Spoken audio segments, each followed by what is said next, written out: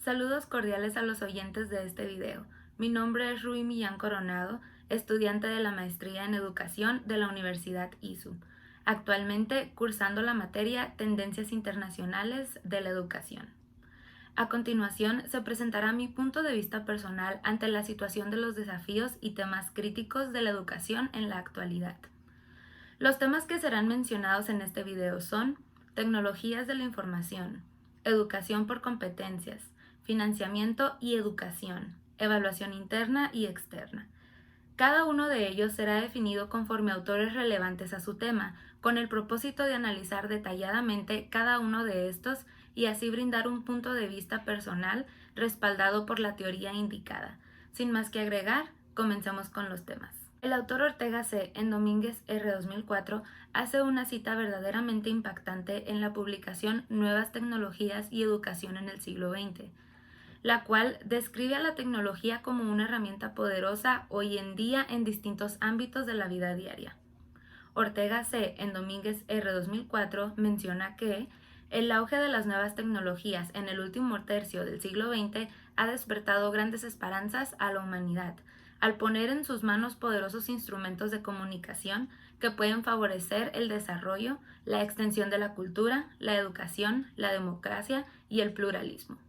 Ahora bien, es importante analizar el concepto en su totalidad como tecnologías de la información, la cual es definida por Valle, 1986, como la información aquella cuyo propósito es el manejo y tratamiento de la información, entendida esta como conjunto de datos, señales o conocimientos registrados o transportados sobre soportes físicos de muy diversos tipos. Las tecnologías de la información abarcan técnicas, dispositivos y métodos que permiten obtener, transmitir, reproducir, transformar y combinar dichos datos, señales o conocimientos. Página 12. Gracias a estas grandes aportaciones, puedo decir personalmente que las tecnologías de la información son indudablemente una puerta abierta hacia el futuro. Actualmente, vivimos en una era tecnológica que nos motiva y de cierto modo nos obliga a una innovación constante. El uso de las TIC se ha vuelto cada vez más normal dentro de la educación, que parece casi imposible no utilizar las nuevas herramientas tecnológicas como apoyo durante las planeaciones de clase. Sin embargo, los maestros ahora se encuentran frente a un paso gigantesco en la innovación de la educación de México, y sobre ellos está la responsabilidad de unir los nuevos aspectos tecnológicos con la educación tradicional a la que estaban acostumbrados. Un nuevo reto es planteado ante los maestros y es necesario hacerle frente a esta era tecnológica por medio de la innovación.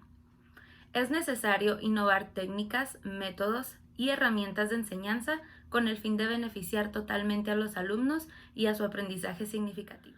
Por otro lado, nos encontramos con el aprendizaje por competencias, que, según Thierry, en Trujillo J. 2014, esta surgió en congruencia con las dinámicas sociales y económicas como respuesta a la crisis económica, cuyos efectos en la educación afectaron sensiblemente a todos los países. Para solucionar este problema, se buscó identificar las capacidades que eran necesarias para formar al maestro ideal en la educación básica. Los gobiernos e industrias importantes de todas partes del mundo invirtieron sumas numerosas de dinero en este proyecto, lo que primeramente dio origen al modelo de capacitación basado en competencias. México fue el primer país en Latinoamérica en darle la bienvenida de manera oficial al modelo de competencias.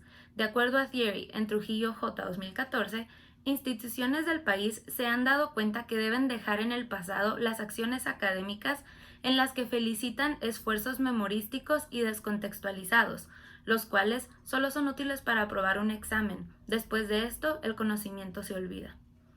El autor Tobón, en Trujillo J. 2014, menciona concebir las competencias como procesos complejos en los cuales los individuos actúan de forma creativa ante problemas de su vida cotidiana, con el fin de darle solución, para lo cual integra el saber ser, el saber conocer y el saber hacer.